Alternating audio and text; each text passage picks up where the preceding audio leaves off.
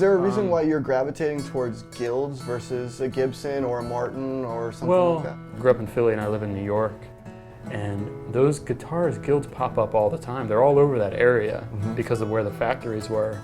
And they're just like really well made, and they're pretty plentiful in that area, and you can find them for $500, you know? And for me, having a cheap guitar that's well built and you can kick around. I mean, I'm flying with guitars all the time, and I don't want to stress too hard about taking guitars on flights and something might happen.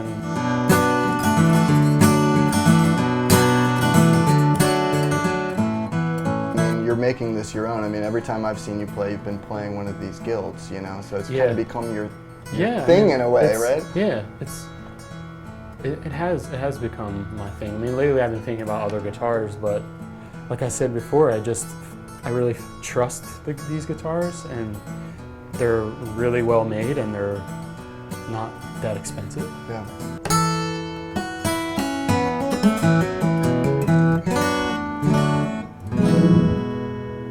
So that's awesome. I mean, this is a beautiful guitar. I saw you were playing an electric too, but there wasn't a name on the headstock that I could see. Yeah, what was that about? The name on the headstock is Kelly. Kelly. And that's a custom build from somebody that you know, or what's the story behind that one? There's a guy, his name is Rick Kelly. Look him up. He's been making custom bodied guitars for a while. And there's this gorgeous wood grain. It almost looks like somebody like took a iron to it and like branded it or something like that. Yeah, it's kind of cool. He just, you know, mills the wood and makes the bodies, and a lot of them have their own character based on, you know, what beam he's putting through the mill. And he brought me back into the shop and said, I picked this body out for you. And it was like really kind of the most raw one that was in the shop. And I was like, okay, cool. You know, he just decided that he thought I would like this really kind of like, almost looked like it was burned or something. It's got this neck, it feels like a baseball bat, you know. Yeah. It's really fat. Which is also pretty characteristic of these Guilds too. Yeah, so yeah. You really dig those baseball bat necks. I do, yeah.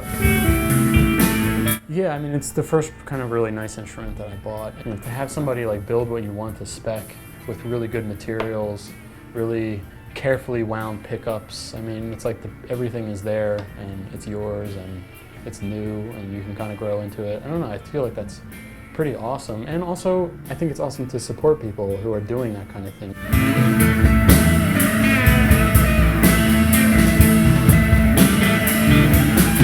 So you run an effects board, obviously, that we were checking out earlier. Are you running the acoustic through that stuff too? Yeah, I have like a split, like an A/B switch and I run the acoustic through all the effects into the A/B switches, and then I have one channel going into an amp and then another channel going into the DI, so it's like split. Awesome. And I saw there was a dispatch master on the board, is that right? What else was on the board? There's a MXR, like the analog delay pedal. The carbon copy. It's a bit watery, so I like that. It's not like a harsh delay. Yeah. Then I have a Crybaby up there. The Hendrix version too. Yeah. Yeah.